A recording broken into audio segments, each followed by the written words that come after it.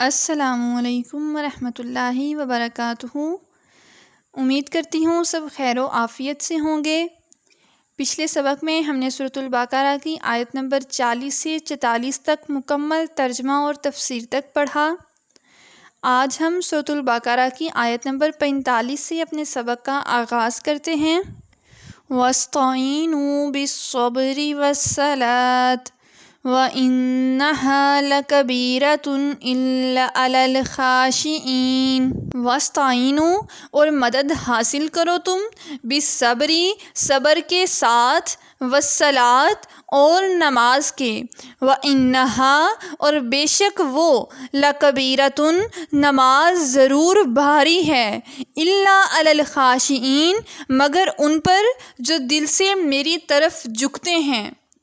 اور صبر اور نماز سے مدد حاصل کرو، اور بے شک نماز ضرور باری ہے مگر ان پر جو دل سے میری طرف جھکتے ہیں۔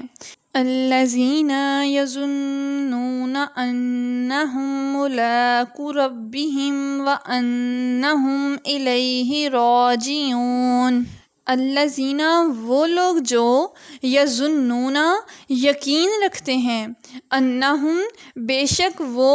ملاقو ملنے والے ہیں، ربہم اپنے پروردگار سے، وانہم اور بے شک وہ، الیہ راجعون اسی کی طرف لوٹنے والے ہیں۔ جنہیں یقین ہے کہ انہیں اپنے رب سے ملنا ہے اور انہیں اسی کی طرف لوٹ کر جانا ہے۔ وَاسْتَعِینُوا بِالصَّبْرِ وَالصَّلَاةِ اور صبر اور نماز سے مدد حاصل کرو۔ اس آیت کی ایک تفسیر یہ ہے کہ اسے پہلی آیات میں بنی اسرائیل کو سید المرسلین صلی اللہ تعالی علیہ وآلہ وسلم پر ایمان لانے، ان کی شریعت پر عمل کرنے، سرداری ترک کرنے اور منصب و مال کی محبت دل سے نکال دینے کا حکم دیا گیا، اور اس آیت میں ان سے فرمایا جا رہا ہے کہ اے بنی اسرائیل، اپنے نفس کو لذتوں سے روکنے کے لیے صبر سے مدد چاہو، اور اگر صبر کے ساتھ ساتھ نماز سے بھی مدد حاصل کرو تو سرداری اور منصب و مال کی محبت دل سے نکالنا تمہارے لیے آسان ہو جائے گا۔ بے شک نماز ضرور باری ہے، البتہ ان لوگوں پر باری نہیں جو دل سے میری طرف جھکتے ہیں۔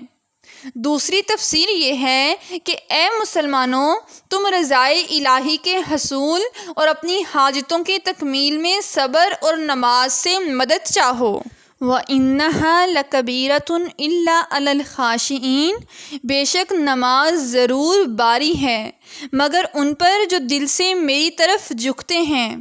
آیت کے اس حصے اور اس کے بعد والی آیت کا خلاصہ یہ ہے کہ گناہوں اور خواہشات سے بھرے ہوئے دلوں پر نماز بہت بوجھل ہوتی ہے، اور عشق و محبت الہی سے لبریز اور خوف خدا سے جھکے ہوئے دلوں پر نماز بوجھ نہیں، بلکہ نماز ان کے لیے لذت و سرور اور روحانی و قلبی معراج کا سبب بنتی ہے۔ اور یہ وہ لوگ ہیں جو اپنے رب عز و جل سے ملاقات پر یقین رکھتے ہیں اور اس مولا کریم کی دیدار کی تڑپ رکھتے ہیں۔ گویا نماز میں خشوع و خضوع قائم رکھنے کا حکم بھی دیا اور اس کے حصول کا طریقہ بھی بتا دیا۔ یا بنی اسرائیل اذکروا نعمتی التی انعمت علیکم وانی فضلتکم علی العالمین۔ یا بنی اسرائیل، اے اولاد اسرائیل، لذکروا تم یاد کرو، نعمتی التی میرا وہ احسان، انعمت جو میں نے کیا تم پہ، علیکم تمہارے اوپر، وانی اور بے شک میں نے، فضلتکم بزرگی دی میں نے، علی العالمین تمہیں تمام جہانوں کے اوپر۔ اے یعقوب کی اولاد، یاد کرو میرا وہ احسان جو میں نے تم پر کیا، اور یہ کہ میں نے تمہیں اس سارے زمانے پر فضیلت عطا فرمائی۔ یا بنی اسرائیل اذکروا نعمتی التی، اے یعقوب کی اولاد میرا احسان یاد کرو، یہاں سے ایک بار پھر بنی اسرائیل کو اللہ تعالیٰ کے احسانات یاد کرنے کا حکم دیا گیا ہے تاکہ وہ اللہ تعالیٰ کے حبیب صلی اللہ تعالیٰ علیہ وآلہ وسلم کی اطاعت ترک کرنے سے ڈریں اور ان پر حجت پوری ہو جائے۔ یاد رہے کہ ان آیات میں بنی اسرائیل کے ان لوگوں سے خطاب کیا جا رہا ہے جو سید المرسلین صلی اللہ تعالیٰ علیہ وآلہ وسلم کے مقدس زمانے میں موجود تھے، اور انہیں اللہ تعالیٰ کی جو نعمتیں یاد کرنے کا حکم دیا جا رہا ہے وہ یہ ہیں: تمام اہل زمانے پر فضیلت و برتری، دریا میں راستہ بن جانا، فرعون سے نجات، تورات کا عطا ہونا، بچھڑے کی پوجا پر معافی مل جانا، ایک گروہ کا مرنے کے بعد زندہ کیا جانا، بادلوں سے سایہ ملنا، من و سلوہ نازل ہونا، پانی کے 12 چشمے جاری ہو جانا، زمینی اناج عطا کیا جانا وغیرہ۔ یہ تمام نعمتیں ان کے آباء و اجداد کو عطا کی گئی تھیں، اور چونکہ جو نعمت آباء و اجداد کو ملی ہو وہ ان کے اولاد کے حق میں بھی نعمت ہوتی ہے،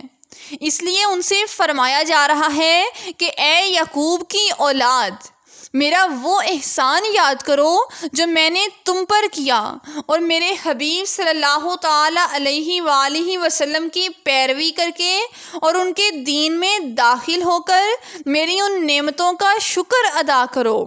بنی اسرائیل کی نعمتوں کو سامنے رکھ کر امت محمدیہ ہونے والے انعامات کو شمار کریں تو ہم سمجھ سکتے ہیں کہ شکر گزاری کا تقاضا ہم سے کس قدر مطلوب ہے۔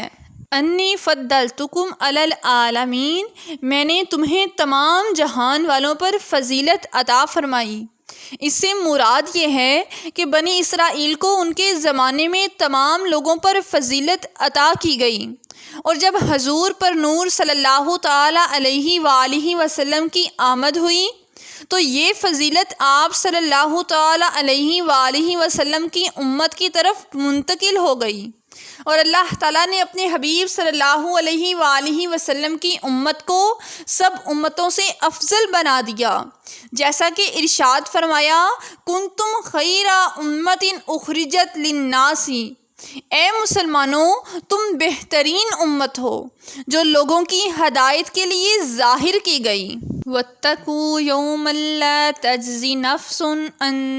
نفس شیئا ولا يقبل منها شفاعة ولا يؤخذ منها عدل ولا هم ينصرون۔ واتقوا، اور تم ڈرو اس دن سے، لا تجزی، نہ بدلہ ہوگی، نفسن کوئی جان، ان نفسن کسی جان سے، شیئا ولا یقبلو اور کچھ نہ قبول کی جائے گی، منہا شفاعتن اس سے کوئی سفارش، ولا یؤخذ اور نہ لیا جائے گا، منہا عدلن اس سے بدلہ، ولا ہم ینصرون اور نہ وہ مدد دیے جائیں گے۔ اور اس دن سے ڈرو جس دن کوئی جان کسی دوسرے کی طرف سے بدلہ نہ دے گی، اور نہ کوئی سفارش مانی جائے گی، اور نہ اس سے کوئی معاوضہ لیا جائے گا، اور نہ ان کی مدد کی جائے گی۔ لا تجزی نفس عن نفس شیئا، کوئی جان کسی دوسرے کی طرف سے بدلہ نہ دے گی، یعنی اے بنی اسرائیل، قیامت کے اس دن سے ڈرو جس دن کوئی بھی شخص کسی کافر کی طرف سے بدلہ نہ دے گا، اور نہ کافر کے بارے میں کسی کی کوئی سفارش مانی جائے گی، اور نہ اس کافر سے جہنم کے عذاب سے نجات کے بدلے کوئی معاوضہ لیا جائے گا، اور نہ ان کفار سے اللہ تعالیٰ کا عذاب دور کر کے ان کی مدد کی جائے گی۔ اس سے معلوم ہوا کہ قیامت کے دن کافر کو نہ کوئی کافر نفع پہنچا سکے گا اور نہ کوئی مسلمان۔ اس دن شفاعت صرف مسلمان کے لیے ہوگی، جیسا کہ دیگر آیات میں بیان ہوا۔ البتہ یہ بات یاد رکھنی چاہیے کہ شفاعت کی امید پر گناہ کرنے والا ایسا ہی ہے جیسے اچھے ڈاکٹر کے مل جانے کی امید پر کوئی زہر کھا لے، یا ہڈیوں کے ماہر ڈاکٹر کے ملنے کی امید پر گاڑی کے نیچے آ کر سارے بدن کی ہڈیاں توڑوا لے۔ جی تو آج کا ہمارا سبق یہاں تک ہی تھا۔ ملتے ہیں اگلی ویڈیو میں اگلے سبق کے ساتھ۔ تب تک آپ سب اپنا بہت سارا خیال رکھیے گا، مجھے بھی اپنی دعاؤں میں یاد رکھیے گا۔ اللہ حافظ، اللہ نگہبان۔